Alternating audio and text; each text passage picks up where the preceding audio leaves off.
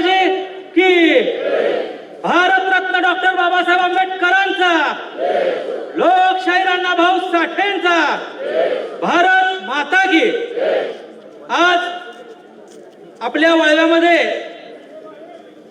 वाळवा जिल्हा परिषद गट तसेच बावची जिल्हा परिषद गट या दोन्ही जिल्हा परिषद गटाच्या उमेदवारांच्या प्रचारार्थ या महाराष्ट्राचे माजी मुख्यमंत्री आणि चालू दमदार उपमुख्यमंत्री आदरणीय एकनाथ शिंदे साहेबांची सभा गौरवभाऊ नायकोडी यांच्या नेतृत्वाखाली आज वाळवामध्ये आयोजित करण्यात आलेले।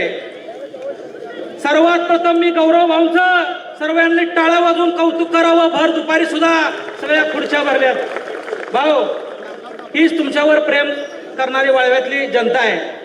या वाळवा जिल्हा परिषद गटातील उमेदवार संताजी भाऊ घोरपडे, संताजी भाऊ आमचे असतील, एक चांगला गोरगरीब घरातला कार्यकर्ता आहे। या कार्यकर्त्याच्या पाठीशी धनुष्य बाण यांचं चिन्ह आहे। घड्याळाचं टायमिंग बघायचं आपल्याला, कमळ लक्ष्मीला व्हायचं आहे आणि खांद्यावरती प्रभू रामचंद्राचा धनुष्य बाण घेऊन 7 तारखेला मतदान करायचं आहे। करणार का नाही? जरा हात वर करून सांगा की, सगळेजण सांगा। विकासाचा प्राण, ऐकू येत नाही आवाज मानवाचा, विकासाचा प्राण।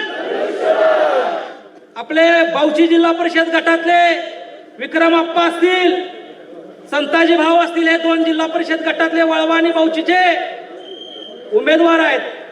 त्याचबरोबर पंचायत समितीचे प्राचीताई अहिर आणि रुपालीताई पाटील या वाळवा व पडवळवाडी गणातील उमेदवार आहेत।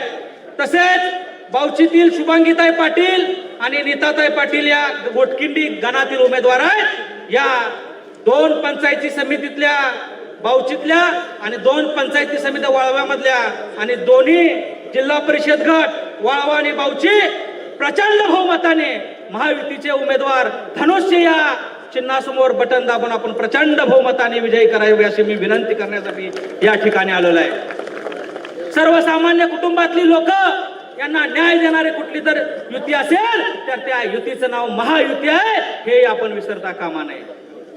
आज अनेक वक्ते बोलणार आहेत, जास्त वेळ मी आता घेणार नाही। पुन्हा एकदा मी जाता जाता आपणा सर्वांना विनंती करतो की आपण धनुष्यबाण या चिन्हासमोर बटन दाबून प्रचंड बहुमताने 7 तारखेला 4 पंचायत समिती सदस्य, 2 जिल्हा परिषद गटातील उमेदवार यांना बहुमताने विजय करा अशी विनंती करतो आणि थांबतो। जय हिंद, जय महाराष्ट्र। धन्यवाद प्रवीणजी। यानंतर मनोगत व्यक्त करण्यासाठी आपल्या वाळवा ग्रामपंचायतीचे लोकनियुक्त सरपंच संदेशजी कांबळे, खरं तर संघर्षातून आणि तळागाळातून एक नेतृत्व कसं उमलतं याचं एक मूर्तिमंत उदाहरण संदेश आपण व्यक्त व्हावं।